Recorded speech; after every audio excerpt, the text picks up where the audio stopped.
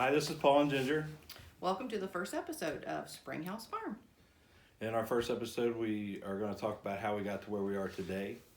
A lot of people don't know, but we're producing these videos to take you along with us in our step-by-step in the process of putting a venue together, wedding venue and other types. So how we decided to do this, it actually started the summer of 2013. We were sitting pretty close to where we're sitting right now, listening to our then future daughter-in-law tell us how hard it was to find a wedding venue that was affordable and what they wanted. The thought had never occurred to us at this point, but we knew we wanted to do something different, and we knew we were going to get out of this area. We're in Cincinnati, Ohio. In Cincinnati, because Ginger has Raynaud's, and the cold weather is just miserable for her. Raynaud's is just where I don't have a whole lot of circulation.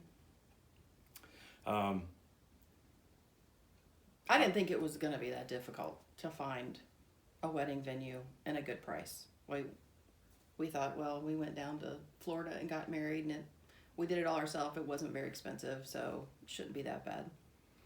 However, we was involved a little bit in the process with them, and we seen how bad it was. So right off the bat, I throw the idea at her. I thought she's gonna be like, that's the craziest thing I ever heard. You must be out of your mind. But she was on board right away. Absolutely. So we started the process. Again, that was in summer 2013. 2013. Yeah. We started looking at YouTube, at videos. We found a podcast that was on YouTube of a lady named Amy, I mess up her name. Coraconi? Yeah, Coraconi, something like that. Yeah, it's like a Q. So her book is called How to Start a Wedding Venue in a Rural Property. Yeah. And How to turn your rural property into a wedding venue. That sounds a lot better. It was pretty close. So anyway, we'll probably put a link to that down in the description below so that everybody who isn't interested in this can see what we're talking about. But the book was just a plethora of information. And, yeah, it really was. It got us going. If you're looking to do this or anything really, my suggestion would be do it. Like, just start it, because the hardest part is getting started, honestly. We started with research. Yeah, we started looking at Florida to start off with. Yeah, Florida was our first shot. Thinking, oh, everybody gets married in Florida. So let's go to Florida. That would be the best place to go. Maybe the northern Gulf side. We thought that was prettier. We married there. You know, we thought it's location, needs versus wants, customer base, seasonal affordability, zoning. But again, I didn't know all of that. He knew a little bit more of the zoning piece, but I don't know. The customer base portion, I knew, number one, the typical age of people who go to a wedding, right? So we've got college people, maybe military, early in the military, technological dense areas. And he made a really good point and said, I don't think Florida has that. So we thought, there was a lot of, There was a lot of destruction down there. They had hurricanes. Yeah, it seemed like season after season they were rebuilding the areas that we were looking in. Yeah. And to be honest with you, the people who go down there to get married, they do the same thing we do. They go to a beach, they rent some stuff, and they get it done. There are very successful wedding venues in Florida, very successful. But a lot of them. Yeah, and they pretty much got the thumb on that. Yeah. That would not be a wise financial decision, I don't think, for us. And I mean, it's just a little too hot. It's ghetto. I like it, but he would surely die. Someone of my Don't say it. stature. Yeah. He always says, would sweat is that profusely. a fat joke? Yes. It's a fat theme down there. Yeah. So Florida was eliminated from the list of possibilities. Along with that went Alabama, for obvious reasons. South Carolina, Louisiana, Texas, the what some people call the Deep South, some people call it the Dirty South. I really don't care what you call it, but the South. And Tennessee and North Carolina, they were eliminated not for any other reason other than the customer base was so spread out. Yeah, they had a lot of mountainous land and a lot of distance. Yeah, we didn't want people to have to travel far, so we needed a kind of, what was Amy Amy from this book? Yeah, we'll call her. What she had mentioned was make sure that we're about 20 minutes close to a hotel or a motel or something where people can actually stay that are coming in town for a wedding. That was one of the number one things to kind of start looking land-wise. So And she has a whole, I mean, oh gosh, she laid the groundwork. She did a lot of the stuff that people don't think about doing, and we're hoping to add to that with this video. We are by no means the experts in any of this. We are not professionals. No, and one of the things that we picked up on early was how to find out where your customer base was. Yeah. And the most successful tool I can honestly say was the Census Bureau's website. The numbers are incredibly clear as to where people live. For instance, a student gets counted on the census in their home area. However, they have a thing you can check in there with someone who stayed in an area for a minimum of 6 months. Now, a small number of that, what was it, 15 million people or whatever it was? Oh, you're the one that looked all that up. It was like 15 million people. In the area we ended up in, there's 15 million people who meet the criteria that we put in it. We ended up going with Georgia. We liked the Georgia area. After his research in the Census Bureau, we kind of went looking in between that Atlanta-Athens area. We knew Atlanta was way too packed, crowded. When you're looking for land, that wasn't something that we wanted to have. We wanted to have a country-based setting. So we knew the Athens area was also college-based. There's a military college. We're close to North Carolina? South Carolina. Mm-hmm. There were all kinds of great opportunities. And the age range that could potentially come in, we knew would benefit. Yeah, our client base is dense in this area. And for whatever reason, the area that we ended up in they don't really cater to that group. However, a great group of people, the ones I've spoken with so far, but they just haven't gotten into for instance, one of them inherited a place. Their spouse's family member passed away. They end up with this barn. And somebody says, hey, can I have a baby shower there? And they're like, oh, I wonder if this will work. And now they're doing, weddings there. I'll leave it at that. There's a lot of things that they haven't done that I don't want to put out there. And I've spoken with them. I've texted these people, and they're good people. And I'm really not trying to get them in a whole bunch of stuff. So we'll move on with that. But our criteria started getting met. We thought we had hit the mother load. We were looking in Dahlonega mainly. Just because we love the town. It was, I don't know, it was just one of those pretty little small towns where Christmas themed and lights everywhere and you could walk and everybody was nice and they had a little small post office and we thought, this is it right here. It looks like it looks like a mini Gatlinburg 20 years ago. Yeah. I mean, it's a nice little place. People are nice. We loved it. They're not selling T-shirts of whatever latest theme is out. Everybody's really kind. Yeah. So we set up.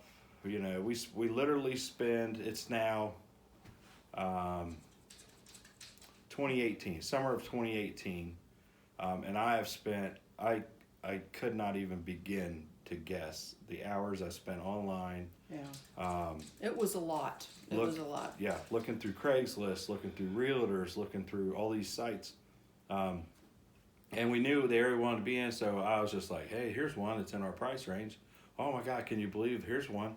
So I set the criteria. It had to be at least 5 acres because all the ones in the area were a minimum of 5 acres. All the successful ones were between 5 and 10 acres. And a lot of the videos that I watched, and I honestly couldn't tell you how many hours of videos I've watched of people who they failed, basically. And that's the things I got out of them. We'll do another video on all the different channels I watched. Yeah. But as far as this was going, we were really excited. We saved, scrimped and saved, and we decided, we're not doing anything except for in the summer of 2018, but we're going to go to Dahlonega and look at these properties. We were so pumped up. We thought, we'll have a little vacation. We'll go and stay at this, what was that little place called? The Guest Lodge. The Guest Lodge. Oh. Classic. You know what? It was perfect, though. It was perfect for what we needed. It was where we thought, what was that, in Gainesville? Mm-hmm. We thought, this is it. This is the area. We got 20 minutes all the way around. He had all these little, we had all these little things on our iPad. We didn't even really have pieces of paper at that point. Just iPad, and we were looking around, and then we started making 3-page files. Yeah. The place had to meet X amount of acres, X amount of dollars per acre, and then how close it was to a community that had hotels or whatever, restaurants and stuff like that. So out of that came 22 places. 22. We get excited. We get down there. We show up on the first day. Settle in. Hey, let's map out where we're going. First mistake. We get down there, then decide where we're going to go. Yeah. Huge mistake. No desktop computers, no GPS stuff. We don't even know where we're at. We're having a hard time finding our way back to the hotel. That's how lost we were on this one. In that week, we successfully learned what not to do when looking at property. After 1,900 miles of traveling. 1,900 miles in a car and not leaving 4 counties. We stayed within 4 counties. Just looking at land. We actually got hooked up with a realtor by chance. Yeah. It was crazy. He took us around one day. So we traveled over 1,900 miles. Yeah, we went 1,900 miles in our own vehicle. Shout out to Johnny. Can't remember what his last name was. Johnny Phillips. Johnny Phillips from Keller Williams. He was a teacher. He was a great guy. Great guy. Yeah. We had a blast with that guy. He was nice. So we honestly on the 4th day we're just so aggravated because when we pull up, it's either a goat mountain or it's not laid out. Like it's just not. Or there's chicken farm. Yeah, right chicken farm next door. Literally next door. Because it's the chicken capital, pretty much. Yeah, if you've had a piece of chicken in this side of the United States, it came from that area. I promise you that. Yeah. So we licked our wounds, went home, aggravated. We actually took the 5th day and just said, you know what, we're not going to do nothing but sit in the pool. Yeah. And it rained about big half storm. the day. Yeah. They made us get out of there. So that was all right. We had fun. So we learned, and from that point on, the topographical map became a huge part of this. Yeah. I can't say that enough. If you're looking at a piece of property and you don't know what a topographical map is, educate yourself. Right. Find out what those rings mean. So when you look at something, it'll have rings in it, not perfectly centered or anything like that, but it'll show you the different elevations. That's key. That's huge. Yeah. Got to do your homework. You got to do your homework. 100% do your homework. And on top, after it passed the topographical map thing and the amount per acre, I then got on Google Earth and did the thing where you drop yourself down. Drop your little man on there and you look scan, around. You click forward and you go, 250 feet at a time. He would go literally like 20 miles one way or the other to make sure that there was a hotel or somewhere to stay or lodging. I mean, it was crazy. And when you pass, and then you can pass them, and you can tell when you're on this what the terrain is. It's just like you're there driving, only you're not there driving. But it took our list down. There was not 22. Right. There was like 8. If that. Yeah, 5 to 8, so, I think, maybe. In July of 2019, a total year has passed, and we've done a whole year of research. Well, before that, though, didn't you call? Like in February, you called that guy Levi? February 2019, I called this ad on Craigslist. It seemed too good to be true. Talked to some guy named Levi. Awesome guy. He was in the middle of doing drywall work or something. He was a guy like myself who fixes homes up. Him and another guy were just investing in property, and they were, sometimes they broke it up, sometimes they don't, sometimes they keep it for themselves, but they sell property. And chit chatted with him, and everything clicked, and he's like, yeah, come on down, I'll give you a look at it. And I'm like, well, we ain't coming till July. And he had 50 acres, yeah, I think, but he was willing to split it up. 51 or something. Yeah, 52. That's right. He was willing to split it up though. And he's like, oh, it'll be sold by July. And I thought, well, if it is, it is. If it ain't, it ain't at this point. Right. And we had, I think, 8 to look at in that trip. Yeah. So the smart thing we did was we picked a different route to go down, went out of our way about 60 miles, and seen 2 on the way down there. Yeah. One was a contender. One we didn't even get out of the car. You know, it was like, oh God, this is one I got eaten by ants, or was that the trip before? That was a trip before. Oh, right on. So we get to the location, and we rented an Airbnb this time, not a hotel. That was nice. For literally the same amount of money per night, or no, it was less. For less per night, we had a 2-bedroom place that was clean. Not that the other one wasn't. A kitchen where we could fix our own food. Big living room with TV, and it was they really had nice. an in-ground pool full of millennials, which is our constant research. Perfect. It was perfect. It was perfect. Yeah. 4th of July. What was it? Not even 10 minutes from the University of Georgia. Yeah, we could walk to the University of Georgia if we chose into to. the little town. Yeah. The big shout out to Airbnb. I mean, honestly, if you don't know anything about that, get involved with it because it's. Yeah, they're great. It's great. So on July the 2nd, I called Levi and I said, hey, we're in town. And he's like, what? And I said, yeah, we're in town. I said, we came to see that property. He said, I'll meet you over there this afternoon. I'll bring my side-by-side at my dad. Which his side-by-side is like a little... It's a 4-wheeler that multiple people can ride on. Yeah. Just in case people don't know what side-by-side is. This one had a bed on it. So it was 2-seater up front and a bed, kind of like a Gator, but larger than a Gator. Anyway, we're like, oh, okay, so the place is listed as 535 Sims Kid Road in Comer, Georgia. It met every criteria. Right off the bat. Criteria. It was crazy. Although he had split it up at that point. He showed us the best part of it, which was 20 acres of pretty much flat land, because we told him what our goal was going to be. Yeah. And so he had said, well, hey, I have the clearing. This might be nice. So he took us all through there. And I'll be honest, I sat in the front, and here Paul is in the back, like ducking, because we were going in between all these trees and stuff. And I was sitting in the front the whole time thinking, oh, I hope he likes this. Oh, I hope he really likes this. But you don't ever want a seller to know, the seller to know that you really, really like something. So I was kind of played it cool. I was like, oh, yeah, this is nice. And I don't know how you felt. But and I was doing the same thing in the back. like, oh, God. So the only place I could fit was in the bed of this thing. So I was standing in the bed of it, holding on to the rack. And at this point, the place ain't been cleaned off very much, if at all. And we've seen a spring on the place. So if there's a spring that's ground level, there's water. And the spring fed a creek. From our experience in our family farm in Kentucky, I know a little bit about springs, if and when they ever dry up, or where water is and stuff like that. Water's a huge part of this because there is no city water out there. And there's a well. There's a well on the property. Yeah. And we just started negotiations at that point. Honestly, we left there, went back to the hotel. We probably had our mind made up before we got out of Madison County, to be honest with you. We talked to Levi and said, we're really interested, but we need to go back and get financing. And told him what we wanted. He gave us a price.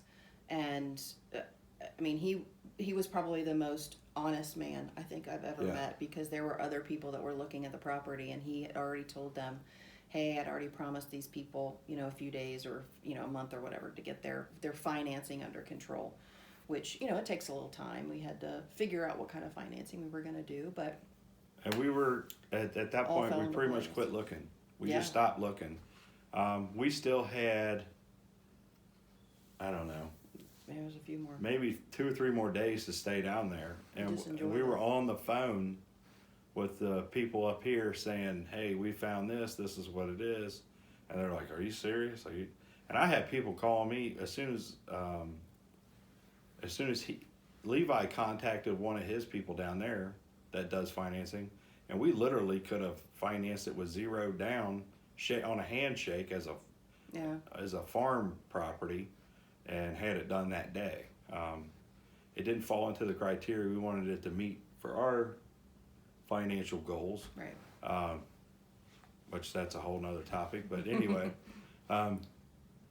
we seriously just enjoyed the rest of the time that we were there. And the difference between that trip and the trip the year before was day and night. Like We would be driving in the area, and he would say, "Oh, well, I think I've been here before. There should be a speedway in the corner." I'm like, "We've never been here before." And he finally realized he dropped himself on the Google map so many times that he knew what was coming up next. It was a little freaky. Yeah, like he knew what was coming the up 6 next. counties that surround us. I kind of know where a lot of stuff is. It's insane for having never been there. Yeah. But that being said, we've What, almost 6 years? Almost 6 years. 6 years to the day Yeah, that we almost 6 years sat to the right day. here. We signed the papers on it, and that's how we got to where we are today. Yeah.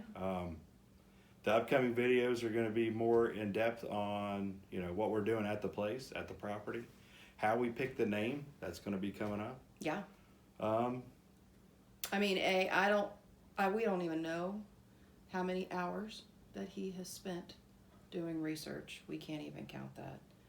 2, he said that I've been here before because of the Google Map thing. D, it seemed like the pieces had all fallen into place, from the seller to the financing. so Everything. you said A to D, Well, and 4 out of 3 people are good at that. yeah, don't judge us. Don't judge me.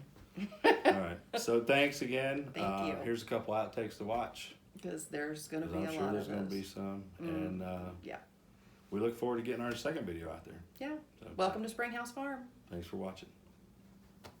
We can always cut it. Mm-hmm. We need to get the little remote. Oh yeah, well, we can edit this now. We can edit it. Hi, this is Paul and Ginger. Welcome to the first episode of SpringHaus Farm. The first episode we're going to do is we're going to talk about how we got to where we're at now. Like I said in the last one, a lot of people believe that. We didn't have a last one. This Yeah, is the sure. first one. This is the first one. Can you see my pants? Because I have on pajamas. No. You can't see them? No. Okay. Yeah. Oh, God. I can't sit here. Did you just... I just farted.